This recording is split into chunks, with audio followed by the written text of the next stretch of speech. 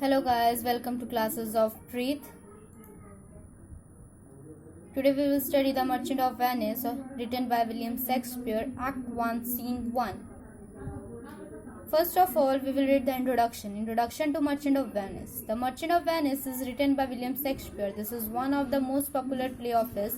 This is a story about comedy, love, loyalty, friendship, justice, and mercy, love of wealth, appearance, and reality.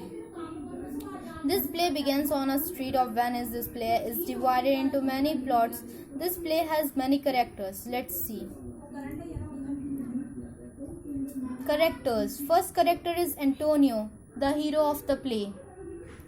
Second is Portia. She is the female protagonist of the play. Third is Bassanio, dear friend of Antonio and lover of Portia.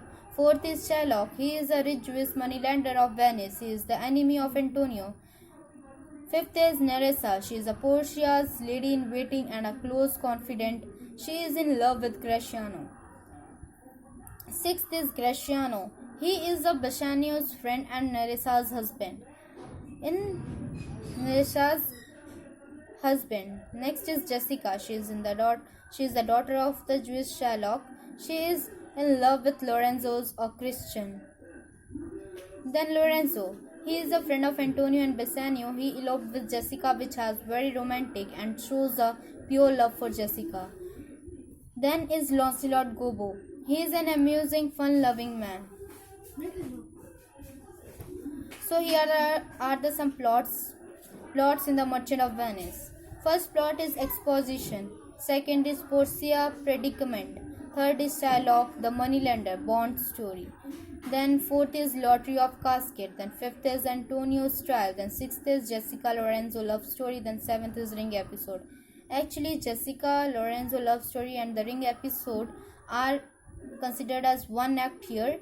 It is divided into subplots. Then Act 1, Scene 1. The opening scene is set in a street of Venice. Antonio is a wealthy merchant of Venice and his two friends are in conversation. Antonio confesses that he has been suffering from a strange melancholy. His friends suggested that it may be because he is worried about the safety of his ships at sea or because he is fallen in love. Antonio denies both the cases. When they were conversing with each other, Bassanio and Gratiano arrived there. Gratiano is a talkative man.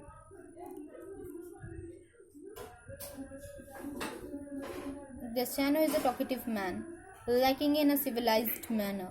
He says that Antonio is sad because he attaches too great an importance to the world's opinion. Gratiano and Lorenzo leaves Antonio, asks about the lady, then talk about that lady, and Bassanio tells him that he needs some money. Here, Bassanio tells about the Portia to Antonio that he is very wealthy and lives in a bell bund. So he also needs money to show her that he is also a wealthy person. So Antonio replied that he don't have any money now. He can borrow money in his name from any money lender. And this leads to the story of Bond. Then paragraph wise question and answer. Let's see. First stanza. Antonio. In sooth. Till know it myself. First is to whom are these words addressed? Where are the characters? These words are addressed to Salarino and Silanio, friends of Antonio.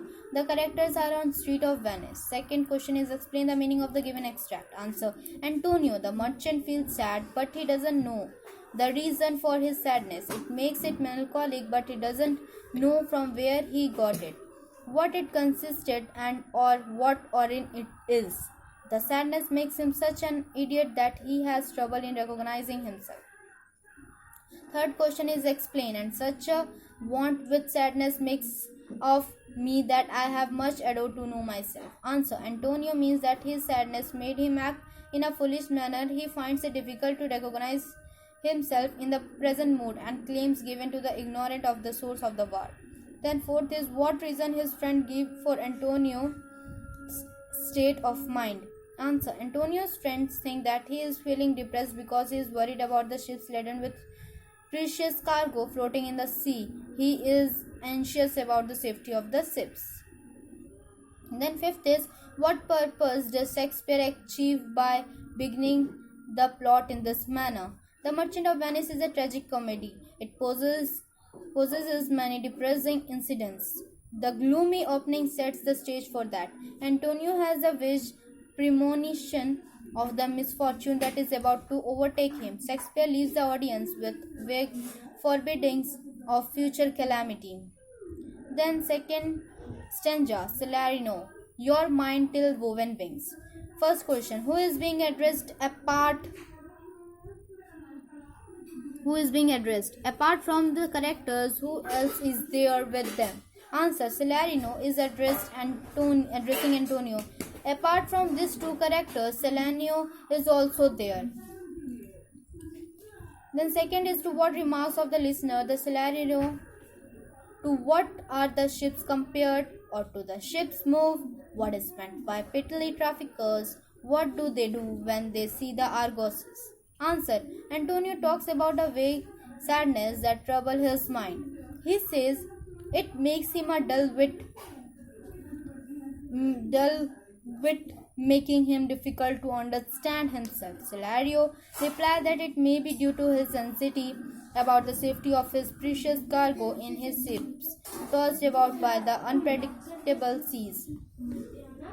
The ships are comparable to gentlemen and rich citizens who walks in a stately manner, overlooking the commoners. Then here are some meanings. Give the meanings of. First, Argosies of Portly Sail. Answer. The phrase means merchant ships loaded with the rich cargo sailing majestically on the sea.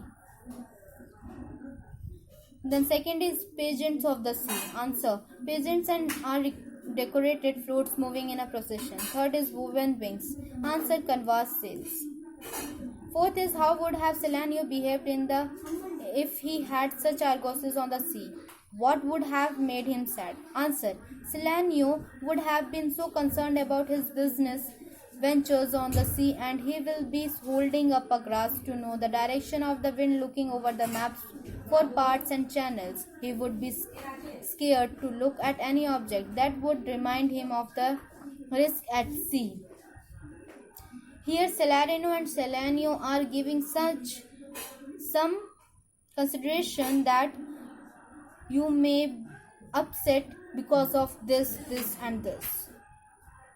So next question is, do you think these are the reasons which make Antonio sad? Give reasons. Answer. Antonio is not sad thinking about the safety of his cargo. In fact, he is rather confident as his cargo is distributed in various ships. His fate is not dependent on the fate of one ship or in one place. Here cargo means saman, okay, that weight.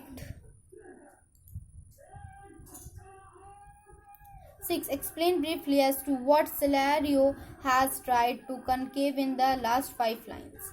Answer. Salarino represented a beautiful image of the richly laden ships of the Antonio.